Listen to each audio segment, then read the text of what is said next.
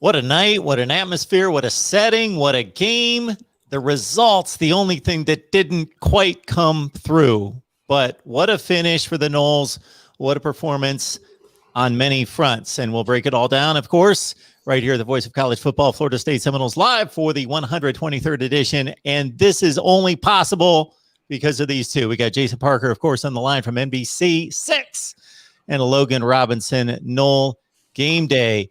And before we continue with the analysis here, of course, we want to let you know that you can catch Nole Game Day right here on YouTube or NoleGameDay.com. That's the place to be for Florida State football coverage every freaking day. Boys, how we doing? We're doing good. Logan, let's get this out on the table real quick. What did you forget to bring me at the game on Sunday? Shirt and a hat. Didn't get a text from Jason whatsoever. Whatsoever. I'm sorry, what was that word? Whatsoever. We're still sick. We still might maybe be a little tipsy from Saturday and Sunday because for some reason I decided to go out for a little bit with some friends on Saturday. So that was idiotic of me. And also I think Friday too. I don't know. I don't know what day it is anymore, but got a little sickly. So I completely forgot Jason. Today is Wednesday that we're recording this right now. Is it? Serious question for you. And we were talking about this. I would argue, and we'll talk about the game. We'll go in depth with the game once you turn your light on in your studio. That was the best atmosphere, I think, for a Florida State home game, I would argue, since probably Clemson in 2016. Yeah, I think so, too. I think that was at least some people were saying that was at the Oklahoma level. No, wasn't at the Oklahoma level one bit. But it was nice to – I think people just got a feeling of how it used to be when Florida State was in a close – competitive game at the very end, and it'd go against a historic kind of, not a rivalry, but those two teams have had their pass. And then along with not having fans fully in the stands, I mean, they were ready to yell. People wanted to yell. Dads are yelling, they're high-fiving. I'm high-fiving random people. That's just how college football, that's the best part about it. You're making friends, you're just loving it, and you feel like a little kid watching ball, and that's exactly what it was on Sunday night. And the crowd brought it, the fan base brought it, the student section was there. They stayed for the entire game, and a few people I did see dip out whenever Florida State was down 18. And I said, it's a little too early, and I don't ever like to leave the games early. Anyways, got to cover it. But I said, just wait a little bit. I don't think this team is gonna have that kind of give up energy like they had the last four years. So. Before we send things back over to Mark Rogers, would you like to reveal how drunk you were at the game? I wasn't that bad. I couldn't. They were just beers before the game. Like I had said, I told you in the production meeting, Jason, I slept 4 hours the night before. I just woke up at 8. I could have slept until like 12, but my brain was already in game day mode. We were engaged. We were full throttle. And that's just exactly what it was. And I'm glad I was. I'm glad we got up at 8. We spent the whole day until about I don't think I went to bed until 4:30, so almost stayed up close to 24 hours. That was idiotic. Dear God. So we're playing Hurt tonight? We're not playing Hurt. We're getting back in the groove. Okay. We got a game on Saturday. That's the thing. I'm like, Florida State needs to play on Sunday nights more because, boom, if they play on the Saturday, then it's short week. Short week already. Didn't have work on Monday. I mean, this is beautiful. It's already Wednesday, and we got a game in like a little 2.5 days. Mark, were we ever that young and stupid? It's been closer for you. You're able to think back a little bit more easily than me. It's so long ago for me. Who knows what dumb things I was doing. Luckily, we'll contact the Alumni Association, Kent State. We'll find out. Oh, my. None of those people are even there anymore. It's been so long. Yeah. All right. We did have a good game. That was an amazing game. 41-38 overtime loss. That's the only thing that stings. So, Jason, you first. Logan, you second. What do you pull away from this game? The good, the bad, the ugly, the amazing? Because for me, it's disappointing. You're there to win the game. But it's got to be so encouraging against that opponent to come away, to play them toe-to-toe, to make the kind of comeback that was made, to get it to overtime before the missed kick. Our friend James Coleman says it best about the standard, talking about what the program standard is for Florida State. So with that being said, you have to be disappointed with the outcome. You have to be disappointed about the fact that we had a lead. I didn't know it was in the first half. You come back and tie it up, and you have your shot against a Notre Dame team, number 9 ranked in the country. You could argue was Notre Dame overrated going into the game. We can talk about that as we go on. So that's why there has to be the disappointment in a loss. You have to have that certain standard, that the standard is winning those games, especially winning those games at home. That being said, you have to be content with the fact that this team did not give up. Like Logan said, down 18, they fought back, came back, tied it up, took it to overtime. So you have to be content that they did not give up. I will give Mike Norvell credit. It seems on the surface after this first game like he has the team believing. He has this team believing that they have a shot to do something. I feel like here's where the question has to come in. Now what's the next step? Is this a Florida State team that is going to be like in the 2009 season when they lost a heartbreaker to Miami in the opener and then were sluggish against Jacksonville State in the second game? Or are they going to come out and just break the you-know-what off of Jacksonville State in this coming game? That's what we need to see at this next step. Is what's the next step? Is Florida State going to continue to play to the Florida State level that we expect? That's what we talked about. We talked about this before. The Notre Dame game was not the most important game because we knew Florida State was more than likely going to lose this game. Now it's going on to that next step. Mm-hmm. Yeah, this but game we kind of take it from most likely going to lose and a touchdown underdog to that close to winning. I got to think that they after they hang their heads after the game, kicking themselves thinking we could have made one more play, that they got to be inspired and encouraged to say, we played a really good team, what everybody expects to be a top 10 team in the country. We got a season in front of us. Let's go. Oh, and I agree with you 100%. There is a plenty of positives to look at. We'll go over that over the course of the next hour. There are plenty of positives to look at going into, number one, if you can hang with a Notre Dame team, and we're talking about whether this was not the same Notre Dame team that made the playoff last year. Let's just cover that base right there. This was a slightly depleted Notre Dame team that we played. That being said, they were still a top 10 ranked team, and I believe they're still ranked 8th at this point, so they actually went up a spot. I think right now is this has to give you that confidence going into those games last season that were toss-ups, like Wake Forest, like Louisville, looking later on the schedule, like an NC State at Boston College, and say, hey, those games that were toss-up maybe might move slightly in Florida State's favor. You have to look at it. A game like a North Carolina. North Carolina, I know it was the first game of the season. North Carolina looked bad against Virginia Tech. Do you take that confidence in Notre Dame and think maybe North Carolina might be a game that goes from a more than likely loss to could that be a toss-up? There's a lot of things that come on, but it's about building. You got to come out and you got to beat the hell out of Jacksonville State, and you have to win games convincingly against Wake Forest and NC State. That's where we're going to see whether Mike Norvell has this team turning the corner. Okay, Logan, what did you see that got you pumped? Number one thing to get me pumped, probably the defensive line, along with Jermaine Johnson. He came in with everything that we thought he was and more. The first half, I don't think Notre Dame had a game plan fully ready for him, or, either Florida State and Odell kind of figured out the best way to utilize him. In second half, they kind of figured him out a tad, and you saw Krishawn Fuller get in there, which Fuller also played really well. Heard a lot of high things about him during spring along with the fall camp. But the defensive line showed up, and that's something the Florida State didn't have at all last year. That was so pathetic how it was, and it was disappointing. He had players last year that was in a top 5 and top 10 in college football and preseason, articles everywhere. And, now he's, trying to find a spot somewhere on an NFL team. You can replace all of that, and you're able to see some guys in the interior like Fabian Lovett. You got Dennis Briggs on the outside, Keir Thomas, Jermaine Johnson wreaking havoc, and the defensive line showed up during that game. Man, 65 rushing yards for Notre Dame. 65 rushing yards. We don't want to talk about the passing defense, but the rushing defense showed up, and they did their thing. If you go back to the North Carolina game last year, they did that for the first half, and then the second half, it wasn't so pretty. This game, they kept all 4 quarters held down there. And, there was things going into like the big plays that Notre Dame was able to have, and Coleman was able to get those one-on-one matchups, and Travis Jay, some other guys, but mainly Travis Jay just wasn't able to, deflect the ball. I thought he put himself in the right position. And, that is a guy that is extremely athletic. I'm not worried about him. He'll be fine. those are some things that he can fix.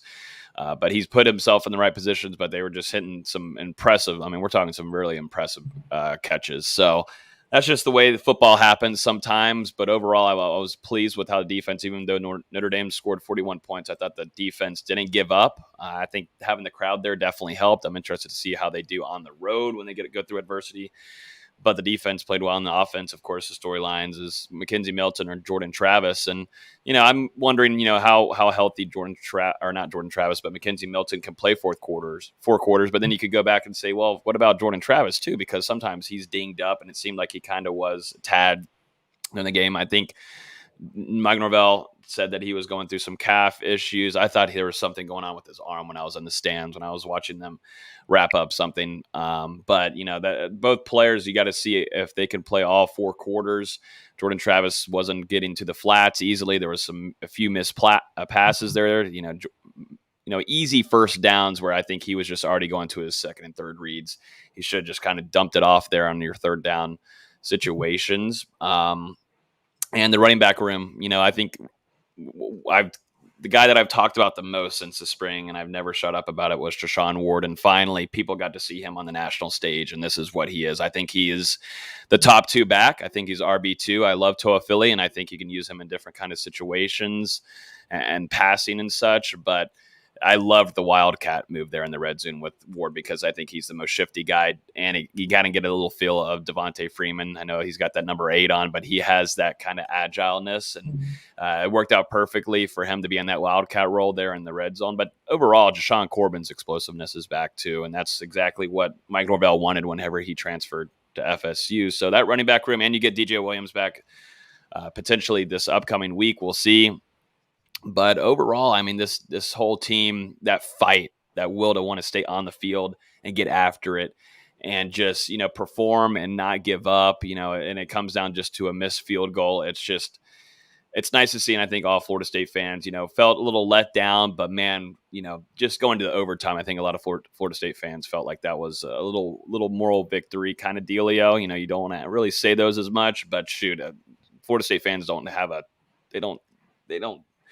we can't, the Florida State fans can't say anything. You got to take that. And I think there's a lot of optimism heading forward on this team overall. And there's those things, there's so many errors too, and penalties, silly penalties. If those can be fixed, I mean, that changes a lot of the momentum for that team.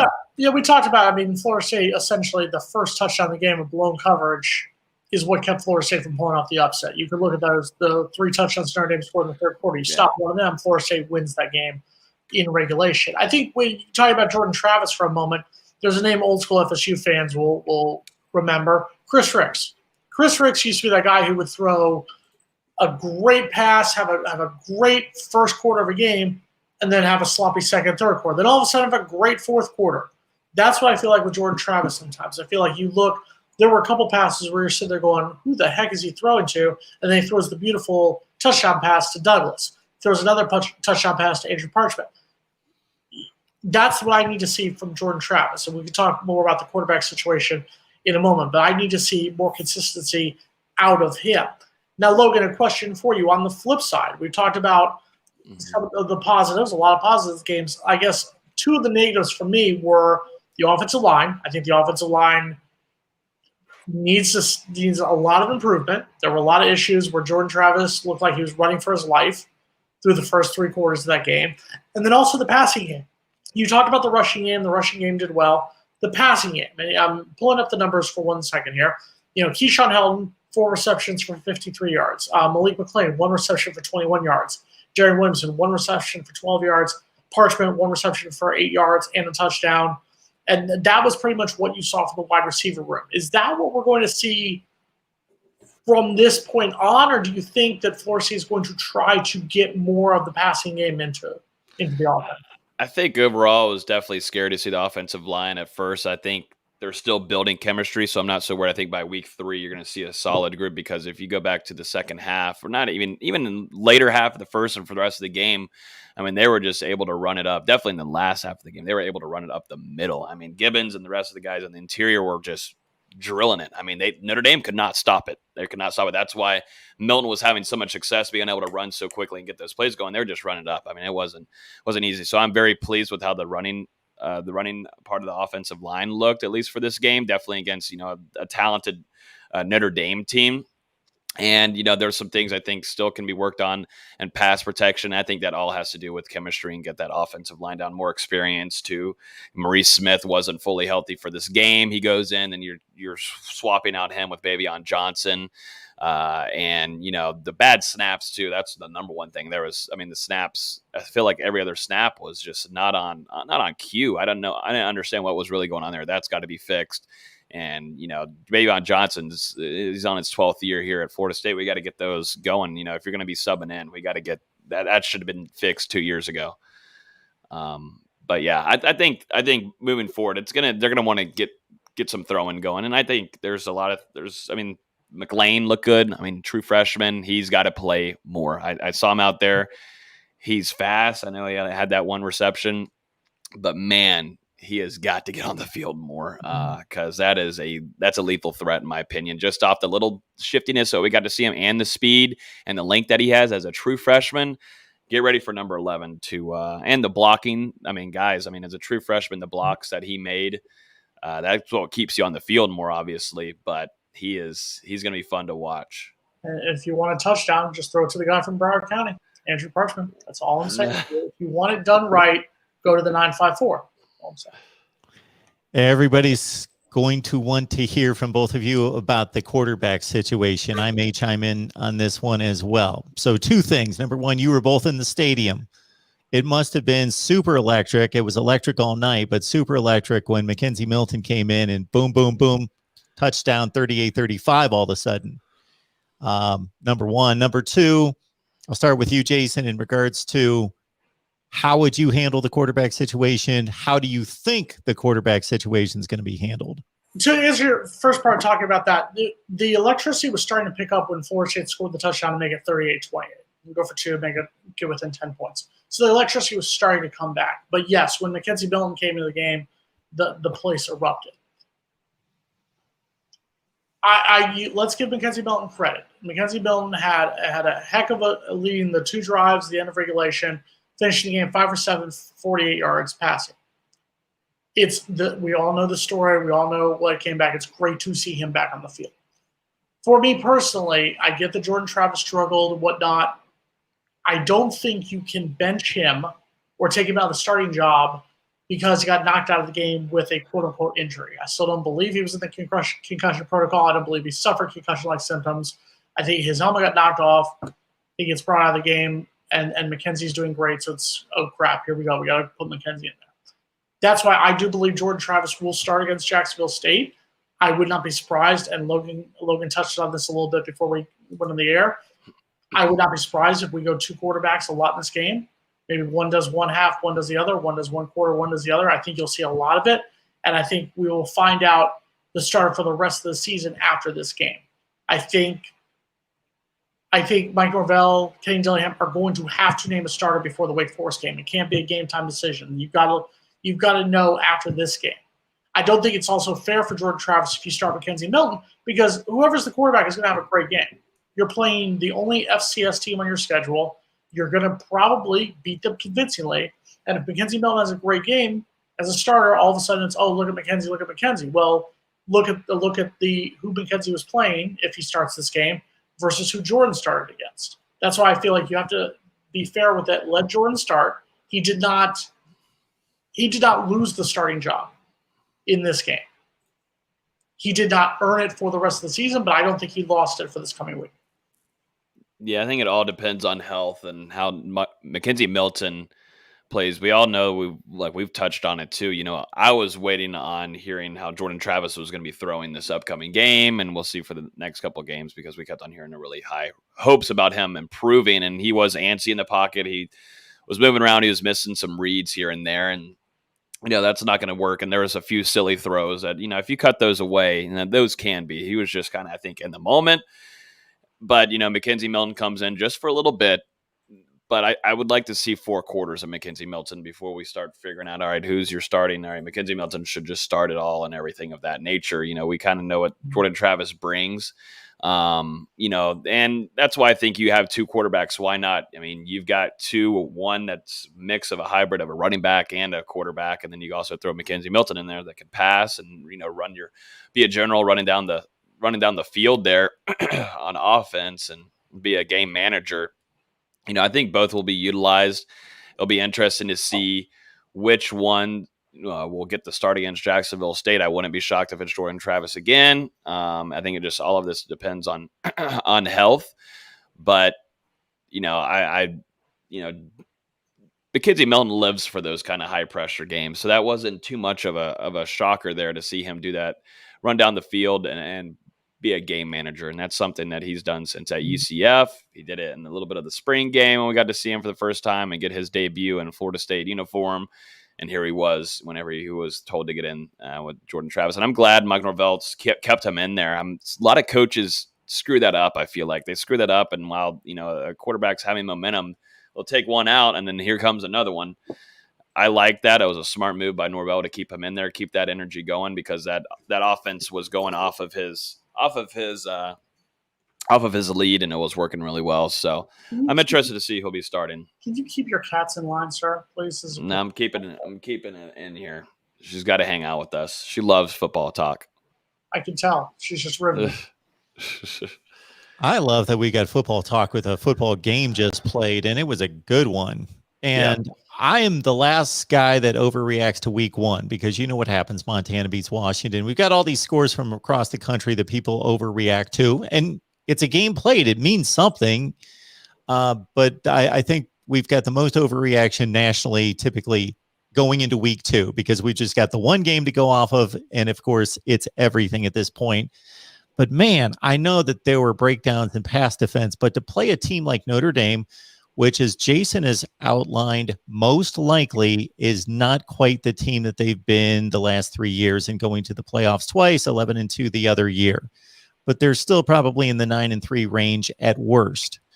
And to be able to go toe-to-toe with them, carve them up in the passing game a few times with some big shots, run the ball down their throats, obviously have the big hitters in the running game. And then, like Logan said off the top, Notre Dame's bread and butter, their pride is to run the football. I talked last week, we all talked about Jack Cohn's a game manager, and they had to put the game on his shoulders to a certain extent. And he didn't look great early. He looked a little jittery, but he got into the flow and made some big plays. But Florida State, clean up the blown coverages, to Jason's point, and they came up with a solid effort against a really good team. And it's funny because what you said is 100% correct, and you don't want to jump to conclusions after week one. And I realized what I said a few minutes ago, talking about the North Carolina game becomes winnable. Even some people in the stands, I think, and I think incorrectly said, "Oh, the Miami game looks winnable." No, Miami got blown out by the number one team in the country, who looks like a darn good football team in Alabama. It looks like a team that, on paper, after 1 week, once again, jumping to conclusions, could compete with 2013 FSU, 2001 Miami, 2005 Texas, with the way they played in that opener. But that's where I feel like we need to put a little bit of a pause on it. Let's see what happens this week. That's why I feel like you got to beat the brakes. I hate to say it. Sorry, Gamecock fans, anyone associated with the Jacksonville State Gamecocks, we just need to absolutely damn the torpedoes, just kick some serious butt this week. Because if we go out there and win a game 17-7, all that goodwill from the Notre Dame game means nothing. All the hype, Kirk Herbstreit, all the experts saying, "Oh, Florida State looks like they're back. Florida State looks like they're back." If we lay an egg against Jacksonville State, it all goes away. Jacksonville State, to mention, didn't score 1 point against UAB this past weekend, so Florida State's defense should do pretty well against it. If you want to get your highlight tapes in, if Travis J wants to make up for those two plays that didn't look so pretty, that can be done quite a bit. So, You love me for Travis J in the preseason. You were all about Mr. Travis. I'm about Travis J, but I mean, any coach in the film room will tell him that's just not so pretty. But I think he put himself in the right position. Just got to make better plays on those balls, and he's got the athletic ability to do so. So I'm not worried about him. He's one of my least least most players on the team that I'd be worried about to, fix things and get back into a groove. And those were good wide receivers. I mean, those are some impressive catches, and it's just is what it is sometimes. On an unrelated side note, since you are the self-appointed president of the Amari Gainer fan club, give us your analysis of your former high school teammate. What were your thoughts? What were your thoughts on the former Timberwolf? I'm on the fan club of Treshaun Ward. I hope everybody knows that. I've been on the fan club of Treshaun Ward since I was getting Scoop, and I got to give a hat tip to the source on that because they've been on. I got to give that person, once I'm able to see them ever, got to give them a beer or two. But Treshaun Ward. So Logan, on that point, nothing much from Gainer. You said that earlier. Are you good with a running back distribution of carries in big games? Of course, it's going to be different against Jacksonville State, we hope, because it's going to be a 3 or 4 touchdown or more game. But in a game that means something, a worthy opponent, are you good with the running back distribution? Ja'Shawn Corbin, a few more than Treshaun Ward. And again, Lawrence Toafili, 6 carries. Yeah, no, I like that. I think Toafili, I think people are wondering what to do with him. I think that's something they'll figure out. I mean, it's only game 1. It seemed like Ward and Corbin were in a groove there. And the thing is, you could still use Toafili in a lot of different ways. And I saw them using him in the backfield a few times in red zone. And it seems like that's something you're without DJ Williams in this game. It seemed like Florida State was going with a lot of speed in this game. That's something I told my friend who was in the stands with me. They were going with a lot of speed in this game. And you don't have a big back per se there to utilize, but you're looking at, Treshaun Ward taking a wildcat role there. Toafili, like I mentioned, was in the red zone a few times and a few packages. I like where it's at and that running back room with getting DJ Williams back too. He brings in that third down if you need a physical back in there or you need a physical red zone threat to push over a few guys, and I think that's a good share. I mean, it's kind of you feel as long as fingers crossed everything goes fine throughout the rest of the season, you've got a nice stable of backs there that are going to perform. They're dicey and they have all different kinds of intricacies that you can utilize in the offense. That I really like that room. DJ Ferg asking this one question here. I want to touch on Logan because he's a little bit more on the recruiting side. But talking about Kevin Coleman, the wide receiver from East St. Louis, you have the running back the athlete from Lakeland, who is announced he's done with his recruiting, and that he almost lock, stock, and barrel on FSU. There's a certain player down here that we all like, who I think FSU did a heck of a job after having some conversations with some of his family members. How did a game like this? We talked about how Florida State needs to look like the Florida State teams of old. From the recruiting aspect, for the class of 22, class of 2023 could start getting contacted by coaches as of a week ago. How does the game like this, how do you think this is impacting 2022? Do you think Kevin Coleman comes in? Do you think we get a few more guys who we may have been favored at, but like a game like that, do you think that shows, hey guys, we're for real? Yeah, the fourth quarter was fun to watch to see the whole recruiting. I mean, they had literally a whole section off in Doak there next to the Marching Chiefs just for the recruiting visitors and the family members. I mean, that was that was huge. I've never seen it that big. Usually it's a little portion on the home side in the corner there, but they were set up right there in the end zone, right by the tunnel too. And it was cool to see them in the fourth quarter. Everyone's standing up. I mean, all of them were standing up, engaged. I mean, it obviously got their attention. Sometimes in games you'll see them just sitting down, kind of just there for it. Some are dialed in, but to see the whole family members up and engaging, yelling, and the players, kind of getting into it was really cool to see. And that only goes to the fact of, MarkRogersTV is trying to build something here. He's telling these recruits this is going to be a process. It's not going to be day one, but to, really keep his word and say, it's not going to happen day one. You got to take these wins or losses and build off of them. It's going to help this recruiting room a ton. Obviously this game, I think every recruit knows that it's still a building team, but to see that performance right in front of them, and then MarkRogersTV be able to go talk to them right afterwards and say, hey, see, we're still building, but I need your help to seal off this fourth quarter. I need this help to get this figured out in the overtime. That's what's going to help. But I think Kevin Coleman is a Florida State guy. AJ Duffy has been close with him. Kevin Coleman has been in Tallahassee about 80 times this summer. It's I wouldn't be shocked whatsoever. I think Kevin Coleman, even during the spring game, we were hearing a few things that it was really positive for Florida State. I think it's Florida State's to lose. Been saying that for a couple months now. Nate Greer, our recruiting insider, will agree to that. He thinks that it's kind of a locked up dealio that Florida State has got Kevin Coleman, maybe a few others too. But the factor of having AJ Duffy in his ear nonstop helps a ton too. So I think it's good. Good recruiting. That was huge. You know what would really help the recruiting class right now? Hitting the like button. Right on 630. You're right on it. And we're only at 31 likes. I thought we were at 41, but we're at 31 likes, 76 people watching. We got to hit the like button. Hit the like button, hit that subscribe button. It will go out to more people, more FSU fans. We got to get more people in here. I see a lot of Irish fans in here where there's always usually a Gator, and I'm definitely Miami fans. They have nothing else to do during the day, but definitely hit the like button. Come hang out with us every week on Wednesday, but it helps. It's free too. It's free. You don't even have to do anything. Logan, let's give Miami fans a little bit of credit. They had a rough weekend. They got blown out. But you know what? The turnover chain did. Oh, but wait, that play got reversed. Never mind. Then the turnover chain finally came out for real in the fourth quarter. That had to have been one of the funniest things I've ever seen in college football, of that getting taken away. I'd love to see Cam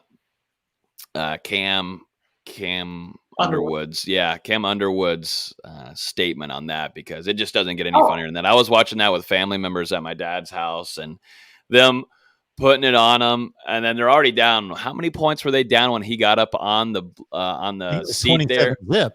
Yeah, 27 zip, and they're up celebrating that. He's up. He actually stood up and looked up at the stand celebrating it, and then they get it taken away and put back down in the box. I can actually answer your question right there, because there's somebody back down here. Let's see the comments I've heard.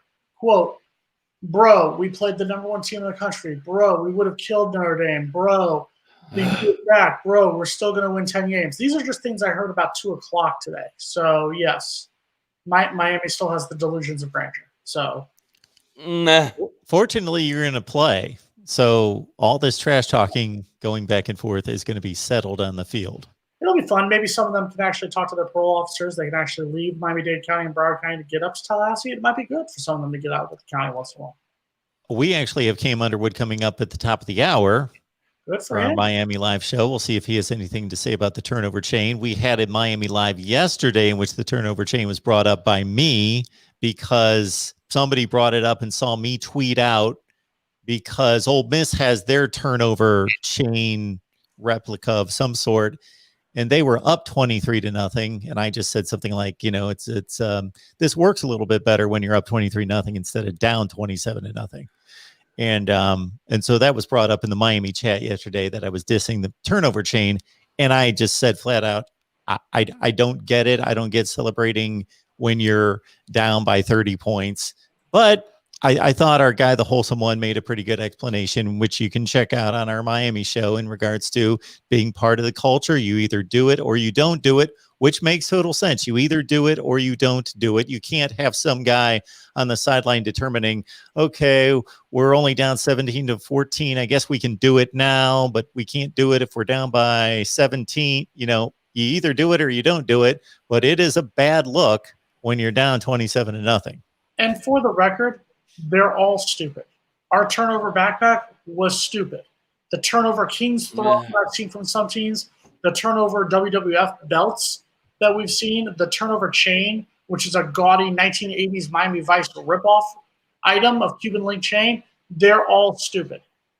I agree, but we're old. So I understand both sides of it. No.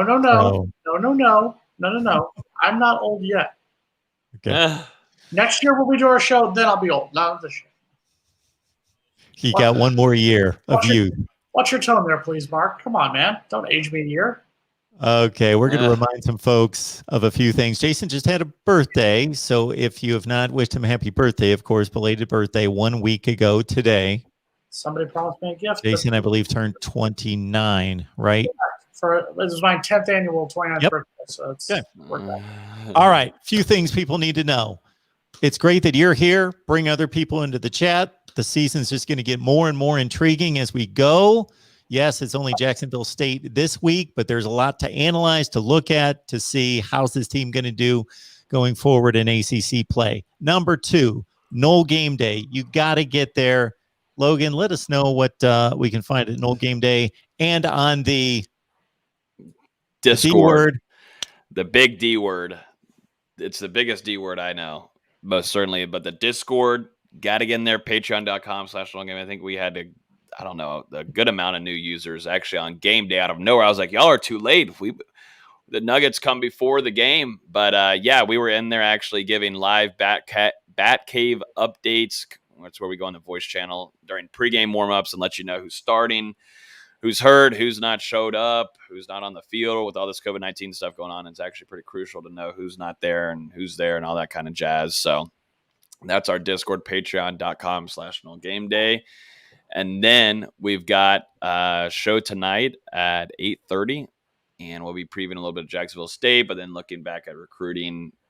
NFL Week 1 is coming up. I'll be in Jacksonville to see Jameis light it up against Aaron Rodgers, which will be fun. So, yeah, got a lot of stuff going out, and yeah, it's busyness. Busy. I hope Jameis does something. I drafted him in my fantasy team, so let's hope he does something. I hope so. He's riding the bench this week, but he's still on the team. He's on the roster. Who do you have starting over him? We'll talk about that during the question and answer session here. You can get who's asking predictions on Patreon as well. Think about it, Logan. Lamar Jackson, he gives you running back, he gives you the passing game, he gives you the running game, he can give me a touchdown rushing, touchdown passing. He's my starter. It's the poorest Raiders defense. Come on. No. God. I know there's someone commenting on here saying that I said Jordan Travis was light years ahead of Milton, which he was in the spring. I mean, the spring scrimmages he was. So I don't know what else to tell you. I mean, unless you were there, Rose, that's exactly what it looked like. And a lot of people were also questioning, well, you said Jordan Travis was going to start. I did say Jordan Travis was going to start, and it did happen. And thirdly, I also got told Jordan Travis was going to be so much, they were saying he's going to be so much of a better passer. I didn't say that. I said, I can't wait to see that. We keep on hearing that he's so much better of a passer, but I want to see him in a game. So just sorry I had to steal off a lot of that stuff in the comments. For the record, I will be the bigger man here. Logan Robinson, Knoll Game Day, was correct in saying that Jordan Travis was going to start the game. I still thought it was going to be Mackenzie Milton, but I will give Logan the 100% credit. He was right. I was wrong. No. It's not even about that. They're mainly them saying that I was saying Jordan Travis was just going to be just light up. I said, I want to see him throw. That's how all of us were. We want to see if he's improved. We kept on hearing about it, all this stuff about all the outlets, the credential media saying that he was so much better of a passer and everything. I said, I want to see it in a game.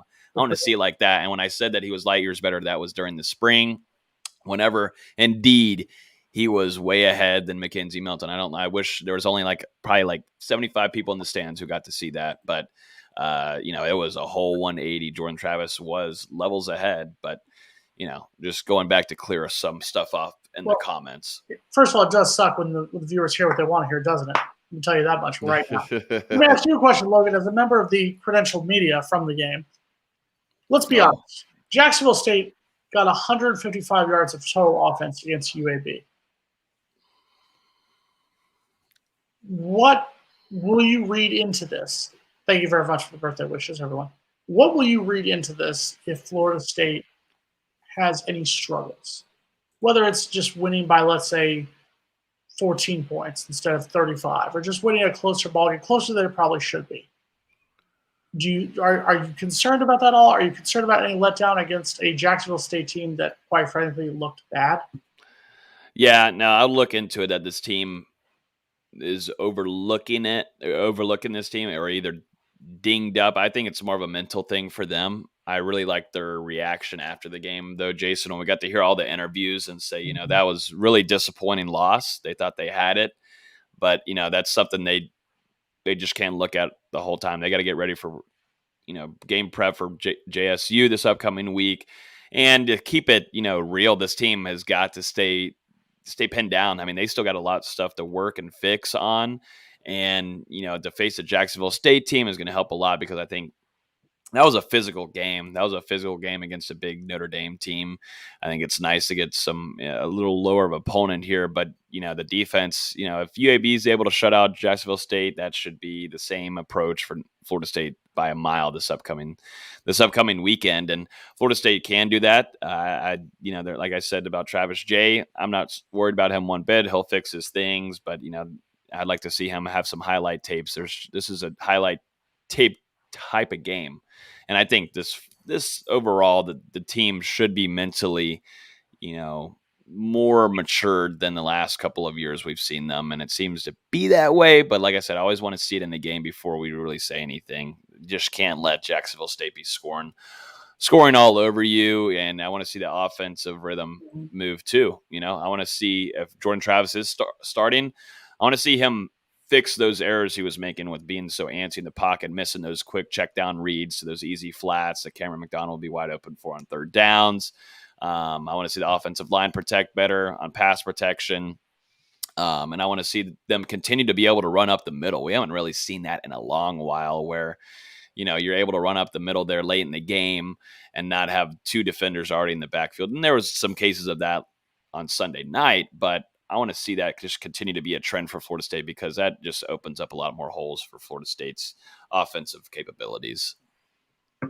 No super chats tonight. Not enough fights, I guess. Not enough Jason versus Mark. No, we can start this. Yeah, wait. Someone did comment. How are you feeling about Norvell now? I saw that in the first couple of questions. Yes, Jason. We're still 0-1. So I'm still, once again, do I like the direction we are going? Yes. Am I content with the fact that we did not give up? Yes, absolutely. And I believe, once again, going back to what Logan said about how people don't listen here on the show, I gave Norvell credit and said Norvell did a very good job. That being said, the outcome was the same. We're 0-1. Do I think, and just let's get it out there, do I think Willie Taggart would have done better? No. Do I think Jimbo Fisher would have done better towards the end of Jimbo Fisher's tenure? No. I think that's where Florida State is right now. Jason, think about one thing that we talked about forever concerning this game. It's unbelievable after we talk about these things for 7 or 8 months, and finally they play Notre Dame and we see what happens. But you hit up Logan on the recruiting angle, and think about how many weeks we talked about these recruiting strides and these big commits during the offseason. And what is that going to mean? Well, let's get to Notre Dame. And obviously the win would have been phenomenal, but to at least show those recruits, hey, we played a top 10 team. We played them down to the wire, toe to toe. We're making strides. I agree. And then talking to several recruits, talking to some of the stuff going on down here, it showed. And that's, like you said, that's what we need. It still is a loss. It is what it is. Right now, Florida State, for the 5th straight season, has started off the year with a loss. That never happened. When I was growing up, even when Logan was first growing up, that never happened. So that's why I'm not over the moon, give the man an extension, sign the man up for 34 years like Bobby Bowden was here. But I'm content with the fact that we are going in the right direction. That's what I will say. What I don't need is a setback against Jacksonville State. Absolutely. Doesn't that drive you nuts when you see these coaches get extensions after one nice performance? And it's like, really? You didn't need to do that. Jimbo Fisher is making $1 zillion dollars, and he gets an extension for what? Like, he was going to go where for how much more money? It just didn't make any sense. Or like coaches that win a total of 12 games in 4 seasons at, I'm just picking a random school, Nebraska, for example, and they still stick around for 4 seasons after only winning 12 games. That just boggles my mind. Not that would ever happen in reality, right? I can't see that happening anywhere. No, never in Nebraska would coach. Never know. Never. DJ Ferg, thank you for the questions previously. Thank you for the birthday wishes for Jason and the super chat, of course. And he's feeling good about the rebuild being ahead of schedule. Content. I feel like that's the word. I feel like I've used the word multiple times. Content is the right word on this one, because you cannot be happy with a loss. You could be content with the way we played. You could be content with the fact that things are going to look like on the surface they are going to get better. But until we get that first win, which will probably be about 11 o'clock on Saturday, you have to use the word content. I'm not feeling good until we win. Just win. Davis. And you both touched on this because we've seen it before.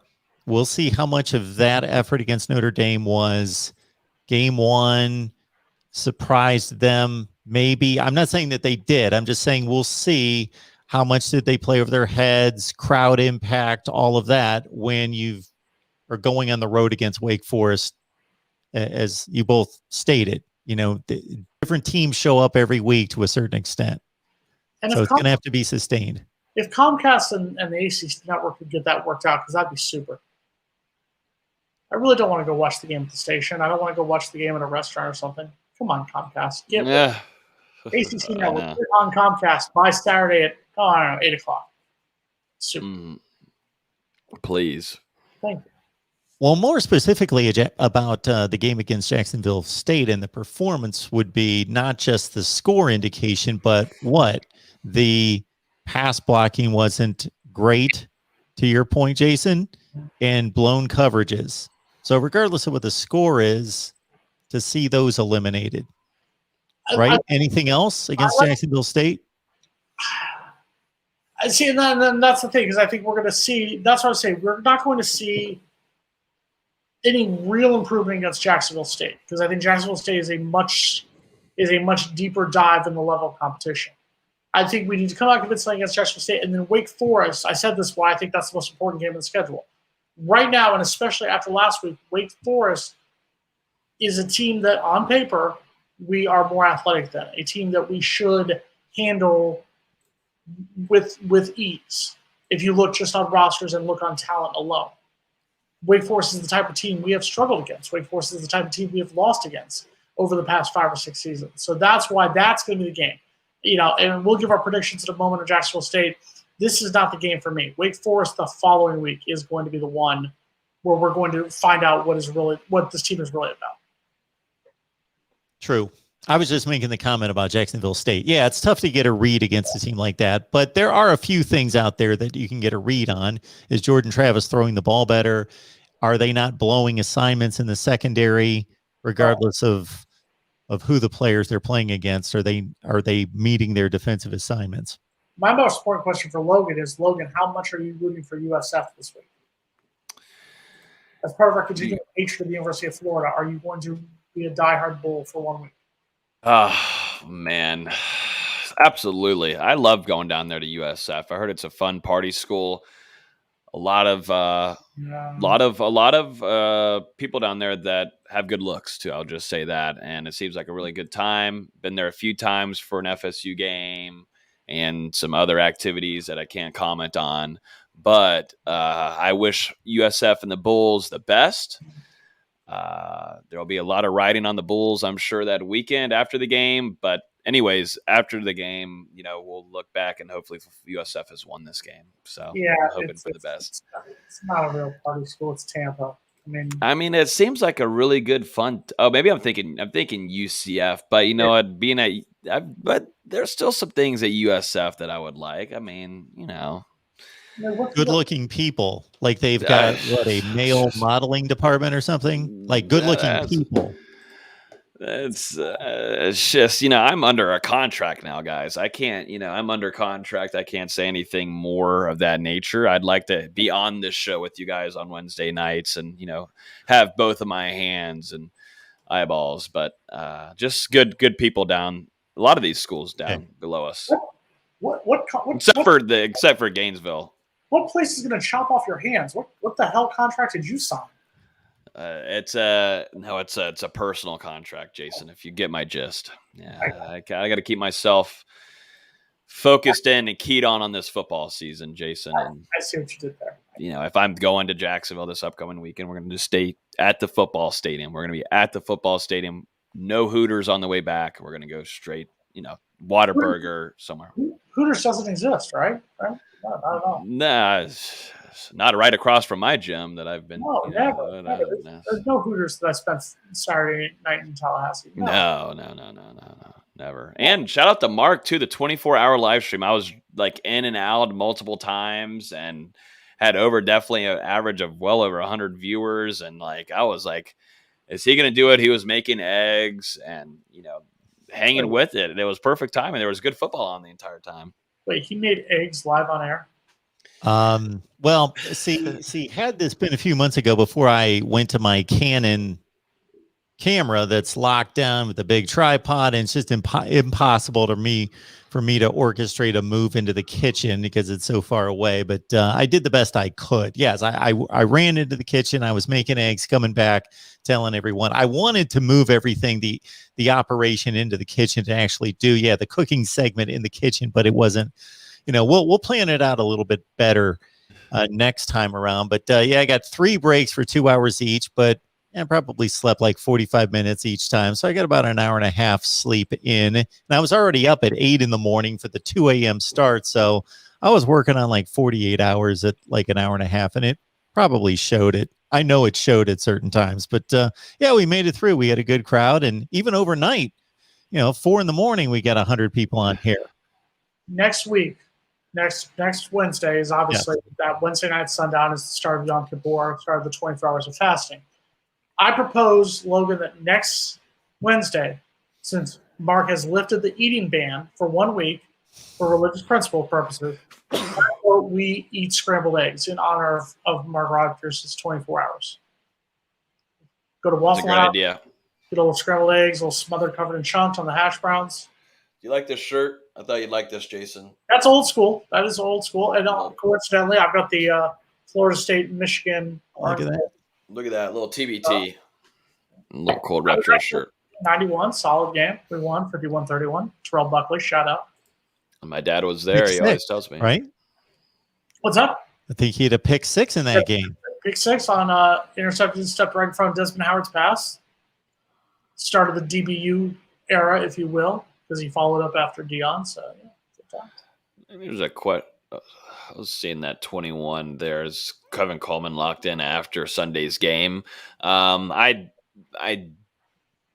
said even in this, I didn't say it, but in the spring game, I felt like Florida State had a really good edge on him. I think after the Notre Dame game, yes, it's Florida State lane by far. I'm not sure if it's locked in or a silent commitment, but it's definitely a big time Florida State lean right now, and Florida State fans should be happy about that, because if you're thinking about it, the future of your wide receiver room could be absolutely ridiculous, going from not bleak, but not so special to extremely special. Obviously, Travis Hunter. It's the best player.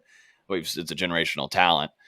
And then you've got Destin Hill, who you're hoping to have, who I think would have played, if not potentially started in this game against Notre Dame. Extremely special at wide receiver.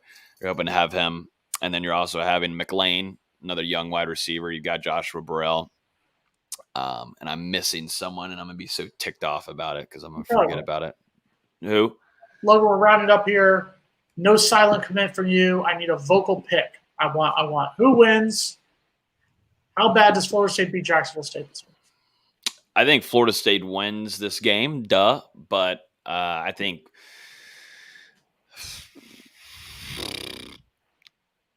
it would be disappointing if Florida State doesn't win by 28 points. I think 4 touchdowns if Florida State doesn't win by 28 points. And this one, I'm looking back at the game against UAB this past weekend for Jacksonville State.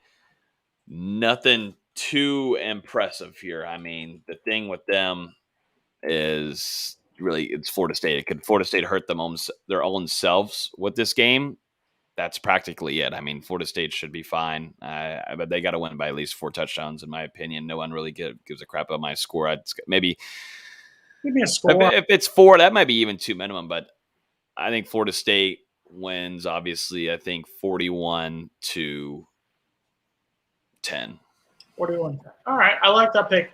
This is actually coincidentally only the second time Florida State has played on September 11th since the tragedy 20 years ago. It'll be 20 years ago this coming Saturday. It's only the second time. The first time they got dog stomped by Oklahoma in 2010 on September 11th. I think they reversed the roles. I think Florida State comes out guns blazing. I think Florida State wins big, we're going to see the Florida State we should see, and maybe give them a little bit of confidence entering Wake Forest. I never thought I'd say those words. I'm going to say Florida State 51. Florida State puts a 50 burger on them. I'm going to say 51-14. I was searching for a line on the game. I don't see one.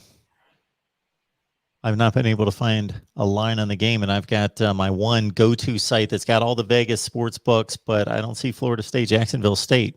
Vegas doesn't want this smoke. Do we have any hot takes this week? No, that was preseason. We're smooth. Oh, that's all preseason. Oh. And that's replaced by the prediction. Okay. Smooth and mellow from this point on. If Florida State has a winning season, if Florida State has a winning regular season, the hot takes will return. You get Jason's predictions, you get my predictions, you get 20 media members' predictions on Patreon.